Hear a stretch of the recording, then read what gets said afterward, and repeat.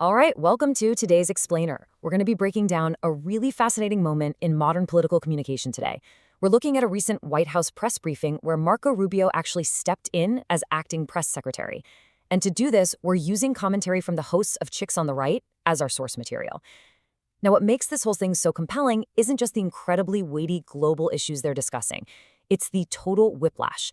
You've got this insane contrast between deadly serious military updates and the absolute undeniable chaos of the White House press room. So we're going to unpack exactly how this bizarre modern political spectacle unfolded. So here's our roadmap for today. We're going to kick things off with part 1, the press room takeover. Then we'll move into part 2, from fury to freedom, and follow that up with part 3, defending international waterways. After that, we'll completely pivot to part 4, managing the chaos, before we wrap the whole thing up with part 5, the DJ and the dream. Let's get right into it. Section 1. The press room takeover. Stepping in for the secretary.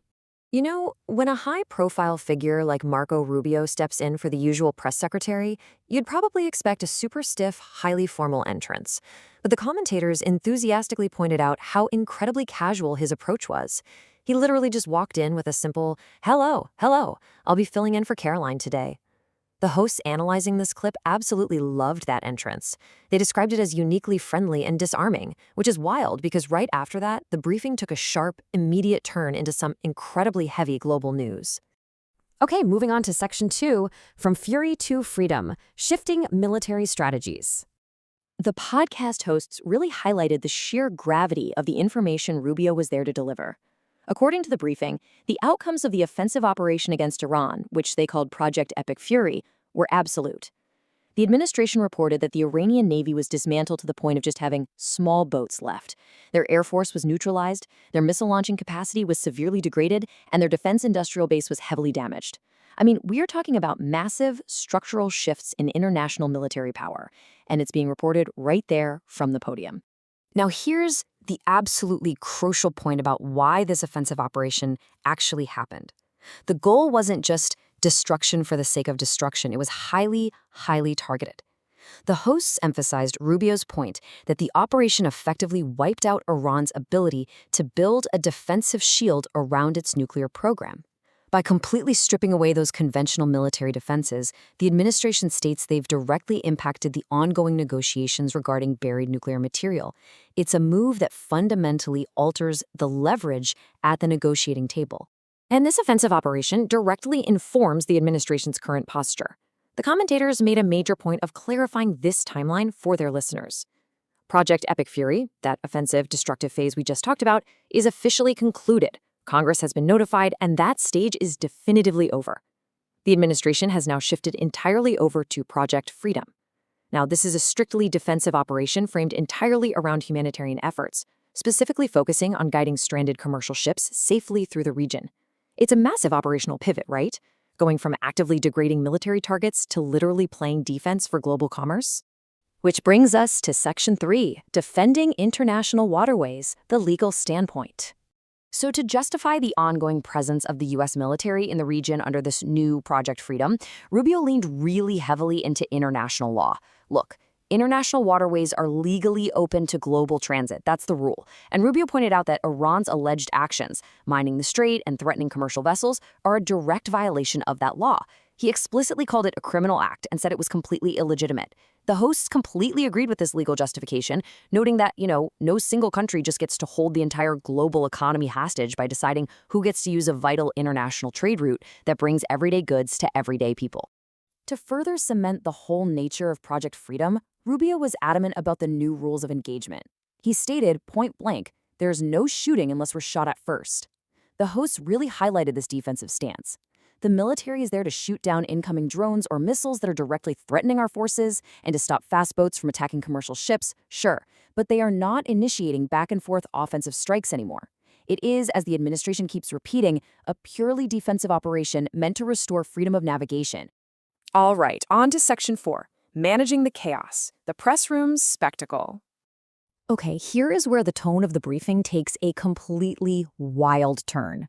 Right after delivering all these intense updates on dismantled navies and nuclear shields, Rubio finally opened the floor to questions, and guys, it was absolute bedlam. Reporters were talking over each other, shouting, entirely ignoring who was actually called on. It got so confusing that Rubio, trying to call on a reporter wearing a black outfit, had to jokingly argue with another reporter who thought it was their turn about jacket colors, just to keep order. He actually said, "No, you don't have black, you have blue on, I'm colorblind but I know blue and black." Even Rubio himself had to pause at one point and just say, "This is chaos, guys." The hosts watching this unfold were, as you might guess, highly amused, but also highly critical of the press corps. They outright labeled these squabbling journalists toddlers. But what's truly fascinating about the source material here is how the hosts themselves reacted.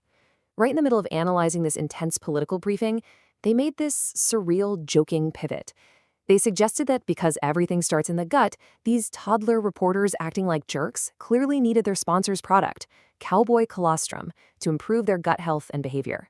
I mean, it is just a perfect encapsulation of modern media, isn't it? Jumping from military strategy to press room dickering straight into a supplement advertisement without missing a single beat. Getting back to the briefing itself, the chaos literally just kept going. Rubio was practically playing referee in a kindergarten classroom, trying to differentiate between reporters in pink jackets, even joked that he needed to bring a laser pointer next time just to manage the room. The hosts pointed out the absolute absurdity of this scene. You have the acting press secretary discussing the potential for global war on one hand, and on the very same hand, he's having to literally shout over adults who refuse to wait their turn. It's a completely jarring dual reality that highlights the often bizarre nature of the White House press briefing room. And finally, Section 5, the DJ and the Dream, humanizing the podium. Despite all that heavy news and the incredibly unruly crowd, the briefing somehow ended on some surprisingly human, off-the-cuff moments. One reporter actually managed to slip in a question referencing a viral video that had been circulating online recently. It was a video showing Marco Rubio, of all people, actually DJing at a family wedding. So picture this. Right in the middle of all this geopolitical tension, a reporter seriously asks the acting press secretary of the United States, "What is your DJ name?" And his response? He just smiled and deflected with, "You're not ready for my DJ name." The commentators analyzing the video completely loved this. They found his response quick, witty, and just perfectly delivered. It brought this unexpected moment of levity and showed a completely different, much more relatable side to a politician who, remember, had just spent the last 20 minutes outlining the total destruction of a foreign military. But then, the very last question of the briefing pivoted right back to absolute earnestness. A reporter asked a highly philosophical question about how he deals with the sheer weight of it all.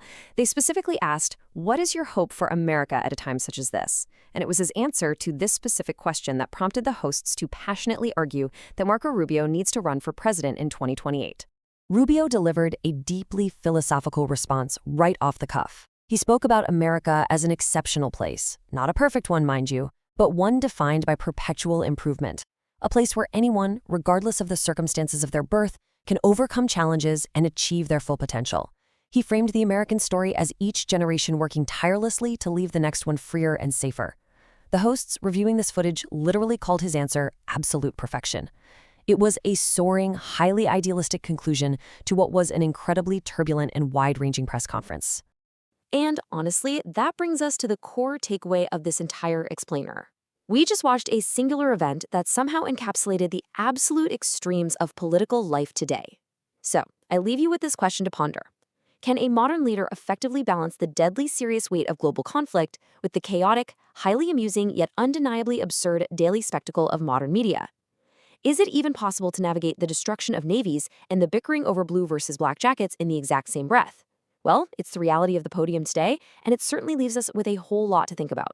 Thanks for joining me for this explainer, and keep questioning the spectacle.